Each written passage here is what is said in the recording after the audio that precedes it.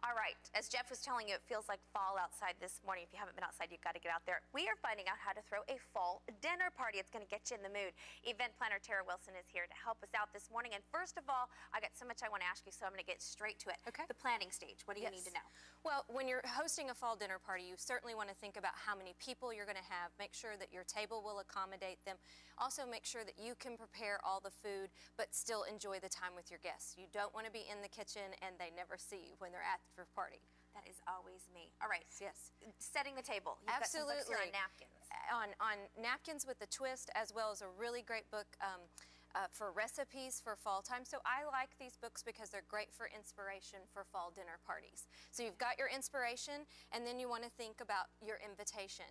This is a really wonderful invitation done by Orange Spot Pink Nose, but you can also do this at home for yourself.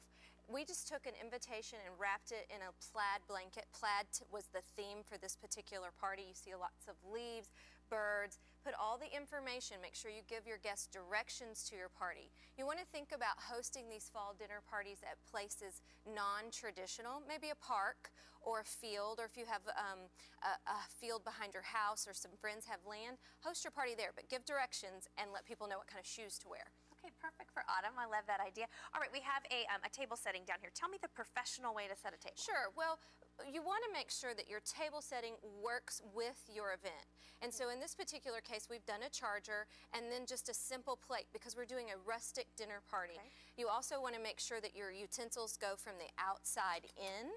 And then in this particular case, we've done our menu on a chalkboard. I love that. I've been using these with all of my parties. It's so much fun, and they're reusable. So you can put one on every guest place setting. It's very inexpensive to do. I love it. All right, come over here because I can't stop talking about I this. know, One of my favorite I know, things. yes. You don't need to go spend a fortune on a runner. That's right, that's right. So what we've done is we've just taken some cloth from a craft store and we've cut it, and you can run this down the center of your table as a runner. Like you said, tuck the edges under so that those raw pieces don't show.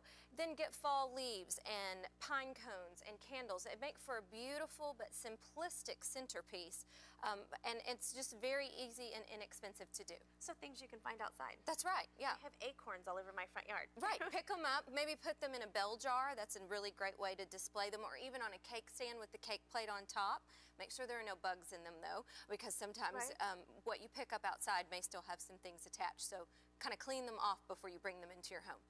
And then just put some candles around them. You've set my table for Thanksgiving. Thank you very much. All right, if you'd like to find out more about Tara's party planning, go to CBS11TV.com. We've got everything you need to know on Fuel for Thought. Thank you so much for being with us. Wait, thank you.